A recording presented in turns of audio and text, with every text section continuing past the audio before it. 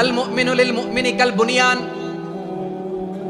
আল মুমিনু লিল মুমিনি কাল বুনিয়ান ইয়াশুদ্দু বা'দুহু বা'দা। মুমিনরা হলো বিশাল একটা দেয়ালের মতো, প্রাচীরের মতো, যাদের সম্পর্ক মজবুত সম্পর্ক, যাদের বন্ধন সুদৃঢ় বন্ধন, ইস্পাত কঠিন দেয়ালের মতো, সীসা ঢালা প্রাচীরের মতো আমাদের সম্পর্ক। পড়েন সুবহানাল্লাহ। হৃদয় ঠান্ডা লাগে না? আমি বলতে যেই তো আমার কলিজা ঠান্ডা হয়ে যাচ্ছে। আমরা যে ভাই ভাই, আমাদের সম্পর্কটা কেমন? বিষ্ণু বলেন তোমাদের সম্পর্ক বড্ড মজবুত সম্পর্ক, তোমাদের বন্ধন বড় সুদৃঢ় বন্ধন, এটা ইস্পাত কঠিন দেয়ালের মতো, সীসা ঢালা প্রাচীরের মতো, সীসা ঢালা প্রাচীরের মতো তোমাদের বন্ধন। একটা দেয়াল প্রাচীর যেমনি একটা part, one part strengthen the other part, তেমনি আমরা এক পার্ট আরেক পার্টকে হেল্প করি, সহযোগিতার হাত বাড়িয়ে দেই। বিশ্বনবী সবশেষ একটা উদাহরণ দিলেন। উদাহরণ কি দিলেন? ওয়াশাব্বাকা বাইনা আসাবিহি। আমার আঙ্গুলগুলো দেখতেছেন? এদিকে কয় আঙ্গুল, এদিকে কয় আঙ্গুল, মোট কয় আঙ্গুল? বিশ্বনবী বলেন ওয়াশাব্বাকা বাইনা আসাবিহি, এই ডান হাতের 5 আঙ্গুল বাম হাতের 5 আঙ্গুলের ভিতরে সবাই এরকম ঢুকান তো, ঢুকা এরকম চাপ মারেন, এবার দেখেন মজবুত কিনা। সুবহানাল্লাহ পড়বেন না? বিশ্বনবী বললেন ডান হাতের 5 আঙ্গুল বা হাতের 5 আঙ্গুলের মধ্যে ঢুকিয়ে দিলে যেমন শক্ত আর মজবুত, মুমিন ভাইদের মধ্যে সম্পর্ক এমন মজবুত। পড়েন সুবহানাল্লাহ। এরকম 5 আঙ্গুল ঢুকিয়ে এরকম শক্ত করেন, এরকম মজবুত। আল মুমিনু লিল মুমিনি কাল বুনিয়ান ইয়াশুদ্দু বা'দুহু বা'দা ওয়া শাব্বাকা বাইনা আসাবিহি। তাহলে আমরা এক উম্মাহ, আমরা এক উৎস থেকে এসেছি, আমরা এক দেহ এক প্রাণ, আমাদের সম্পর্ক বড় মজবুত। এবার আল্লাহরে বললাম, আল্লাহ আমাদের সম্পর্কটার একটা নাম দিয়া দেন। আমাদের এই চমৎকার সম্পর্কের একটা নাম থাকার দরকার আছে না নাই? রব্বুল আলামিন আমাদের সম্পর্কের একটা চমৎকার নাম দিলেন। নামটা হচ্ছে ভাই ভাই সম্পর্ক। কি সম্পর্ক? ফিল করে না, এই জন্য মুখ দিয়ে বেরোয় না। ভাই ভাই, আমরা একে অপরের কি? তো ভাইয়ের যে তুমি ঢিল মারলা একটু আগে, একটু আগে যে ঢিল মারলা, পানি মারলা, আল্লাহ আমাদেরকে তুমি মাফ করো। আমরা ভাই ভাই, কিন্তু তাবলীগের দাওয়াতের কাজ করতে যে এক ভাইয়ের হাতে আরেক ভাই খুন হয়, এমন নজির এই দেশে আছে না নাই? কি করে পারলে তুমি? হ্যাঁ, দ্বীনের প্রচার করতে যে তোমার ভাইয়ের রক্তে তুমি হাত রাঙ্গালে কি করে? আমাদের সম্পর্কের নাম দিয়েছে আল্লাহ তাআলা ভাই ভাই। আমরা বললাম আল্লাহ আমরা এক উৎসব, এক উম্মাহ, এক দেহ এক প্রাণ, আমাদের সম্পর্কের একটা নাম দিয়ে দেন। রব্বুল আলামিন বললেন ইন্নামাল মুমিনুনা ইখওয়াতুম ফাসলিহু বাইনা আখাওয়াইকুম ওয়াত্তাকুল্লাহ লাআল্লাকুম তুরহামুন। নিশ্চয়ই মুমিনরা হলো ভাই ভাই, নিশ্চয়ই তোমরা মুমিনরা ভাই ভাই, তোমাদের সম্পর্কের নাম তোমরা পরস্পর ভাই ভাই। এই ভাই ভাইয়ের মধ্যে যদি বিরোধ লাগে তাহলে আপোষ মীমাংসা করে দাও, শান্তি সমঝোতা করে দাও। আল্লাহকে ভয় করো, রহমত নাজিল করবে কে? ভাই ভাইয়ের মধ্যে যদি বিরোধ হয় কি করবেন? আরো লাগাই দিবেন নাকি?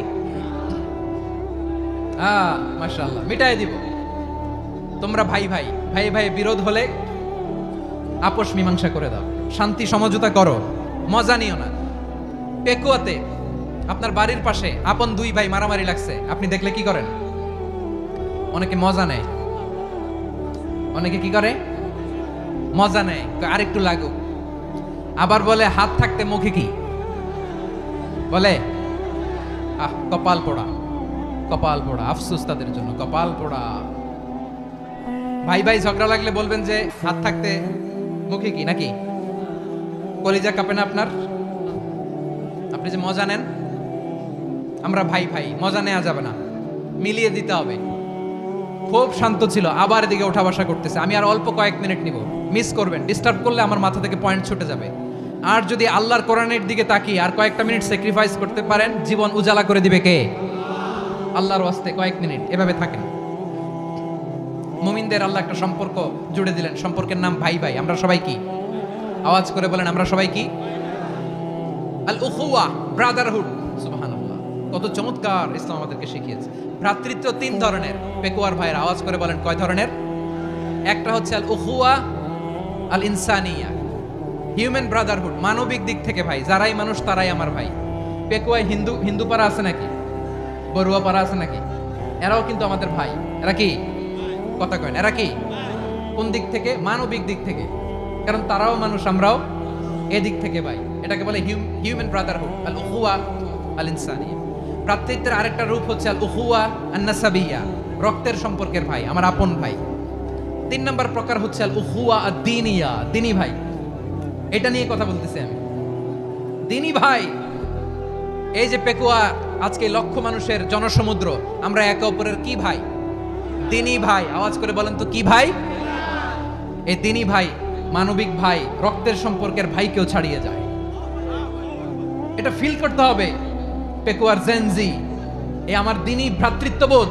ফিলিস্তিনে বোমা ফুটলে যে আমি তাহাজ্জুদের জায়নামাজে কাঁদি, কাশ্মীরের ভাইরা আক্রান্ত হলে যে আমার বুক ফেটে কান্না আসে, কারণ আমরা দিনী ভাই।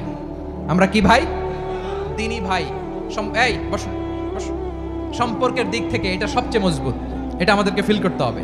সম্পর্কের দিক থেকে এটা কি সবচেয়ে মজবুত? দিনী ভাই। বদরের প্রান্তর, এদিকে কোরাইশরা, এদিকে মুসলিমেরা। কোরাইশের মধ্যে, কোরাইশ গোষ্ঠীর মধ্যে অনেকে আছে বাবা, তার কলিজার টুকরা ছেলে মুসলিম সেনাবাহিনীর এদিকে দাঁড়ানো, মুখোমুখি 2টা ব্যাটালিয়ন সেনাবাহিনী, কোরাইশদের বাহিনী, মুসলিম বাহিনী। কোরাইশদের এখানে বাবা, এখানে ছেলে। কোরাইশদের এখানে ছেলে, এখানে বাবা। ইসলাম তাদেরকে পৃথক করেছে। আর মুসলিম সেনাবাহিনীর মধ্যে কেউ কাউরে চিনে না। কেউ আনসার, কেউ মুহাজির, কেউ ছোট, কেউ বড়, কেউ দাস, কেউ মালিক, সব মিলেমিশে একাকার। কিসে তাদেরকে আবদ্ধ করলো? এই দিনই ভ্রাতৃত্ব। চিল্লায় বলো ঠিক কিনা? এজন্য আল্লাহ বলেন, ইন্নামাল মুমিনুনা ইখওয়াতুন ফাসলিহু বাইনা আখাওয়াইকুম ওয়াত্তাকুল্লাহা লাআল্লাকুম তুরহামুন। খবরদার শুনে রেখো, তোমরা মুমিনরা হলো ভাই ভাই। পেকুয়ার ভাইরা আওয়াজ করে বলো আমরা কি? আরো জোরে বলো আমাদের সম্পর্ক কি?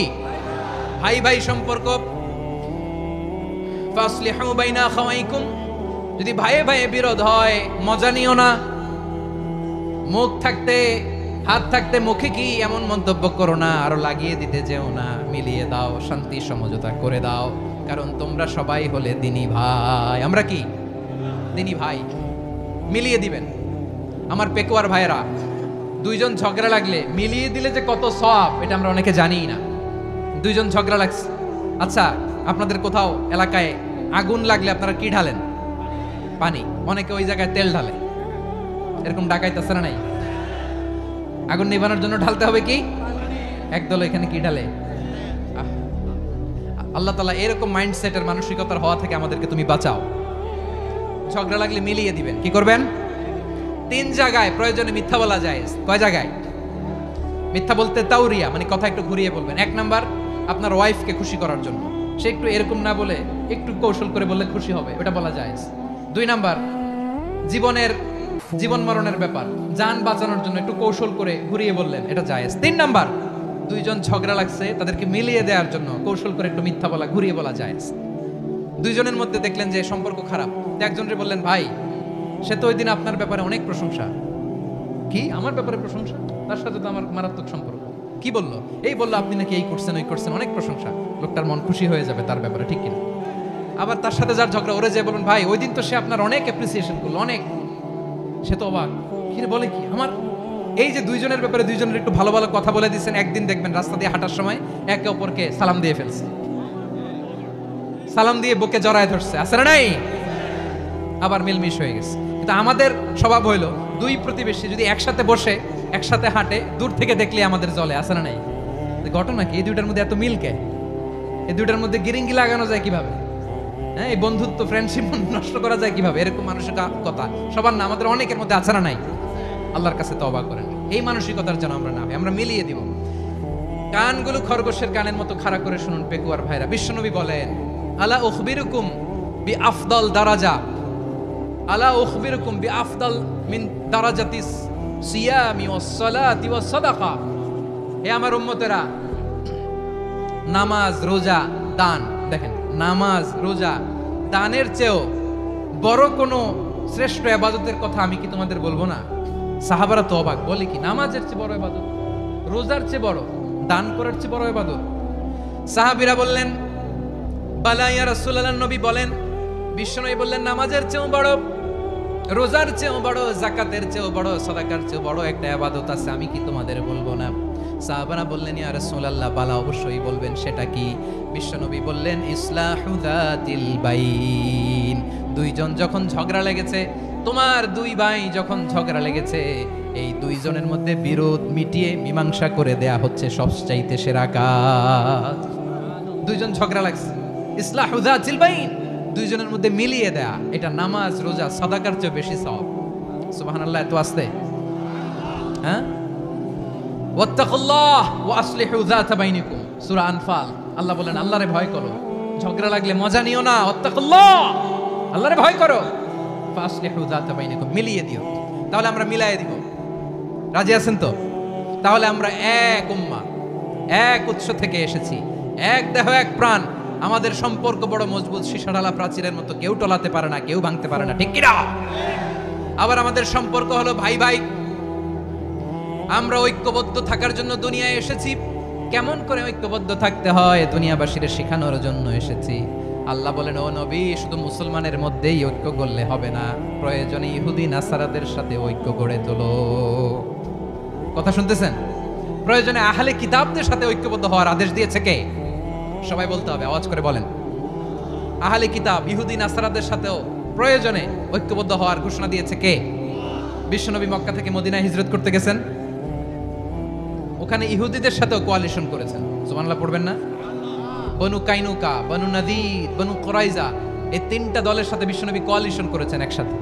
কিন্তু তাদের বিশ্বাসঘাতকতার কারণেই তারা বহিষ্কৃত হয়েছে মদিনা থেকে। বিশ্বনবীর এখানে কোনো দোষ নাই, বিশ্বনবী ঐক্যবদ্ধ হতে চেয়েছেন। আল্লাহ তাআলা নবীরে বললেন, নবী, তুমি তাদেরকে বলো, ও আহলে কিতাবের ভাইয়েরা, ইহুদি নাসারারা, এসো এসো এসো, আমরা এমন একটা বিশ্বাসের প্রশ্নে একত্রিত হই যে বিশ্বাস তোমাদের নবীরাও প্রচার করেছে, যে বিশ্বাস আমিও প্রচার করি, যে বিশ্বাসের কথা তোমাদের পবিত্র ধর্মগ্রন্থগুলোতে রয়েছে, আবার যে বিশ্বাসের কথা আমার কোরআনের মধ্যেও রয়েছে। আসলে ওই কথায় আমরা একত্রিত হই। সুবহানাল্লাহ। তাহলে ভিন্ন ধর্মী তাদের সাথে যখন আমরা ঐক্য করব, কিসের উপর ঐক্য?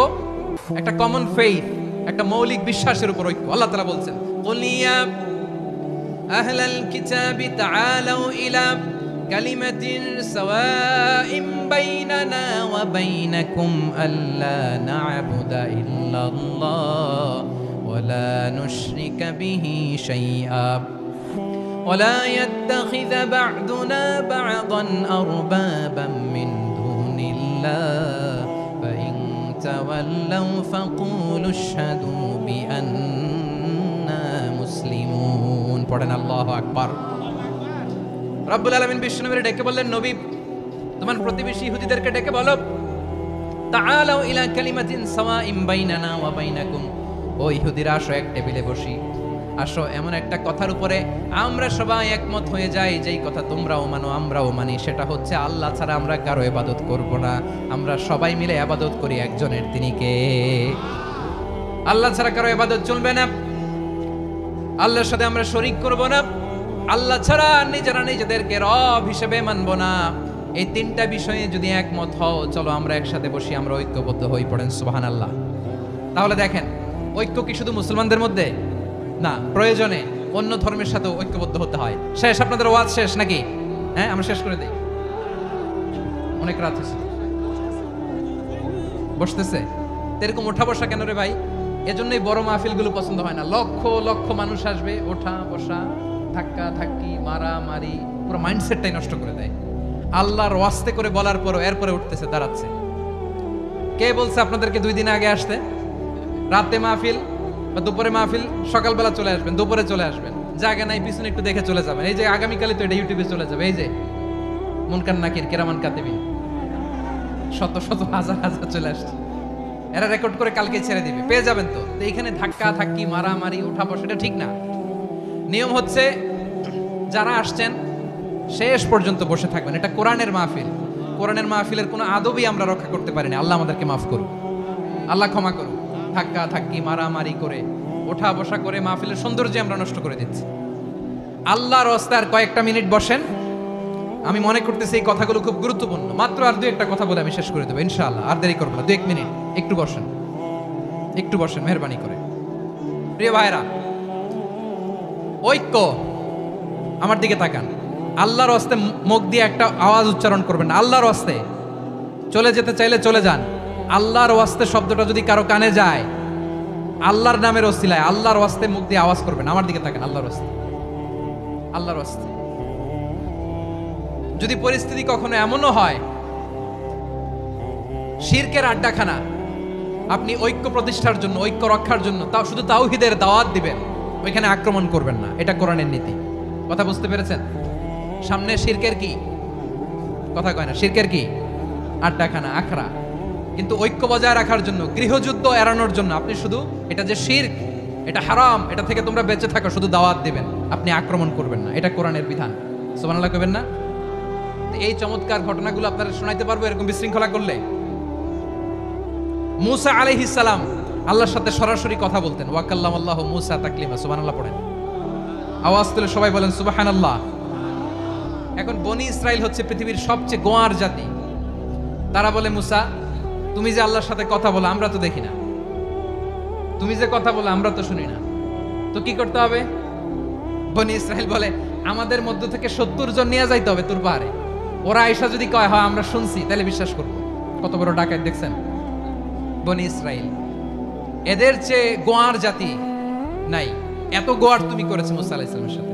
তুমি যে আল্লাহর সাথে কথা বলে আমরা তো দেখি, কি করব? 70 জন আমাদের বন্ধু বান্ধব যে যদি দেখে, তারা বললে ওকে আসো, 70 জন আসো।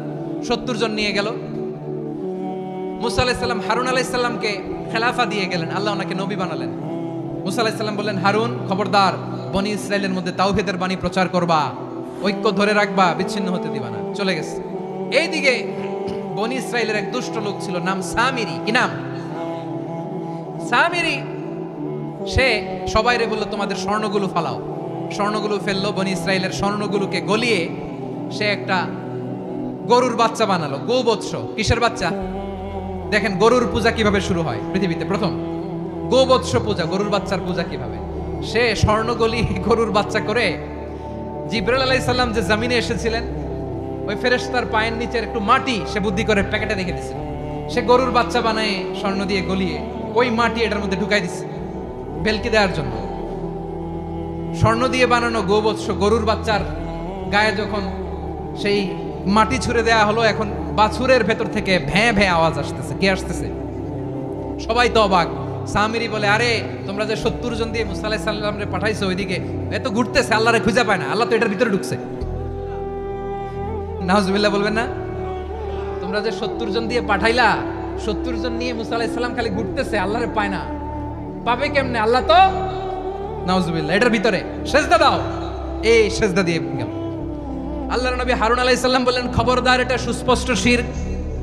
আল্লাহ সব গুনাহ মাফ করে, শিরকের গুনাহ মাফ করে না। খবরদার, তোমরা থামো। কে শোনে কার কথা? এই যে যেমন এখন আপনারা আমার কথা শুনতেছেন না, শুনতেছেন?